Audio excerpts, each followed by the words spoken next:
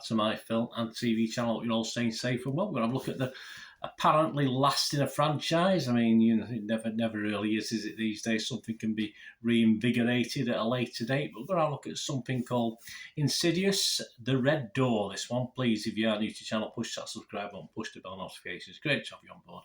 Everything film and TV, of course, including these sort of reviews, with the reviews from other people as well. It's not just all about me, it's what other people are thinking, critics and the public alike. And of course, if you can give us a like, guys, if you like Insidious The Red Door, if you don't like Insidious The Red Door, if you like my little feeble efforts, please just give us a thumbs up.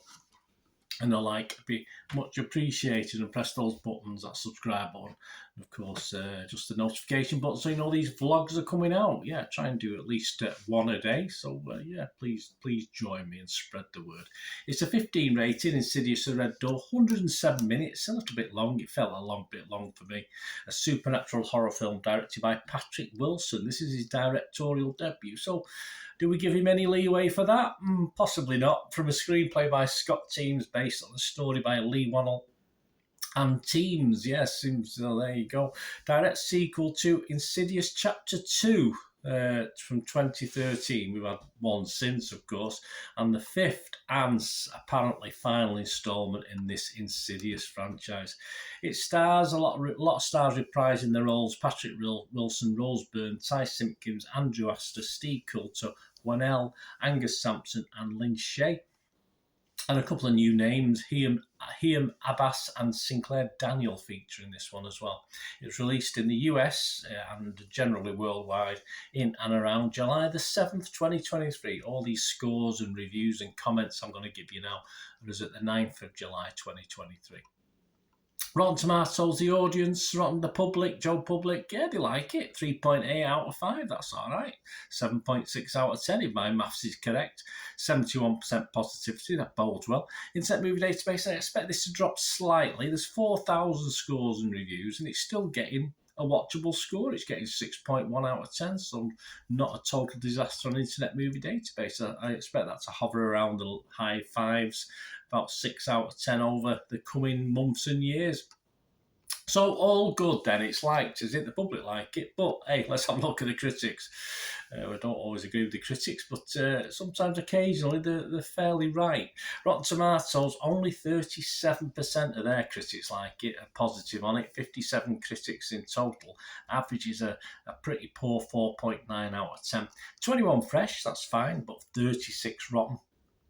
Katie Rye from RogerEbbett.com, she was rotten. She said, callbacks to other Insidious films are half-hearted, and The Red Door seems to give up on trying to make all of the pieces fit for a while. Yeah, I'd have to agree. I was not sure I was interested in that much by the end of it and what was actually behind The Red Door. I remember wondering what was behind the Green Door many moons ago, but that's another subject. Ellen O'Hara from Empire Magazine, she was also rotten on it. She said, franchise fans will enjoy seeing the Lamberts again. Yeah. But newcomers will be baffled by the underdeveloped story, yes, and nonplussed by the over-familiar scares. Well, jump scares us, I think, this one. Tom Jorgensen, though, from IGN Movies website, he was fresh on it. He said, the Red Door wears its heart on its sleeve and generates enough dread in the quiet moments to sustain it through the less effective jump scares. I thought the jump scares were the best thing about it. I don't know about effective. The website's consensus, earlier installments have had their moments, they have, but behind Insidious The Red Door lies a disappointing denouncement of a once frightening franchise. Yeah, again, I'm not going to go far wrong. I thought this was possibly, in a mixed bag of films, I think this was possibly the worst. Metacritic, the other site we look at, their average is just 45 out of 100. Based on 19 critics, 6 were positive, 6 liked it, 10 were mixed, take it or leave it, and 3 were negative, and it scored anywhere between 20 and 80 out of 100. The Guardian's Charles Bramesco, he didn't like it very much. He gave it 20. He said, the writing expends more effort on teasing out the logistics of seeing dead people than making the phenomenon frightening or emotionally resonant. Yeah, I did like the makeup, though, I must admit, Charles. Variety's Owen Gleeman, he was on the halfway house. He gave it 50 out of 100. He said, for a first-time director, Patrick Wilson doesn't do a bad job. I totally agree. But he's working with tropes that have already been worked to death. It's time to close this carnival of souls down.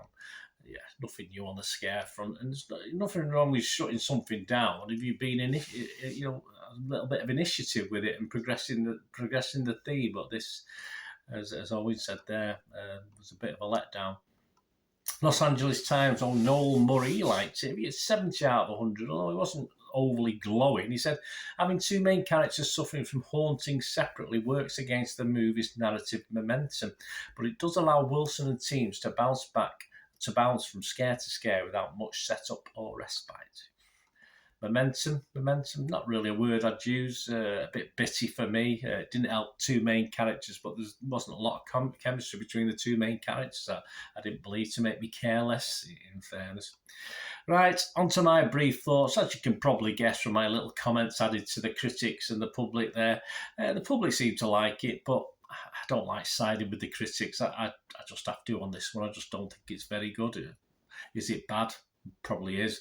It's just a bunch of jump scares with very little depth to it. The story's a bit pathetic, and I just thought it was just one attempt at jump scare after another. Well done, I thought. Some of the graphics, some of the CGI, and some of the makeup I thought was very, very good. But as far as the story is concerned, this is the Insidious films have been a mixed bag, but for me, this was a particularly poor finale, unfortunately. Anyway, let me know what you think, guys, because I'm going to give this a Rotten Tomatoes review. I'm going to give it a negative on Metacritic, and I'm not going to score it, because if it gets less than 5, I don't score films. So Internet Movie Database, I'd have to say, no, I'm not scoring it. But yeah, no score from me, because it didn't warrant the minimum of 5 out of 10. Let me know what you think, guys. It's all opinions. As I said, the public generally seem to like it. The critics not so much, and I'm siding with them this time, which, as I said, not my favourite thing to do. But anyway, let me know what you think, guys, because it's all opinions, and it'd be a boring world if we all thought the same. But I did find certain scenes genuinely made me jump, but not in a positive way, just in a bland. Oh yeah, I knew something was coming, and I jumped because it was. Things like that scare me in a dark room, but that's all. So apart from that, no depth, no story. Very disappointing. Let me know what you think. We're going to hear from you. Till we meet again, that's one thing, don't we? Please stay safe, everyone. Bye for now.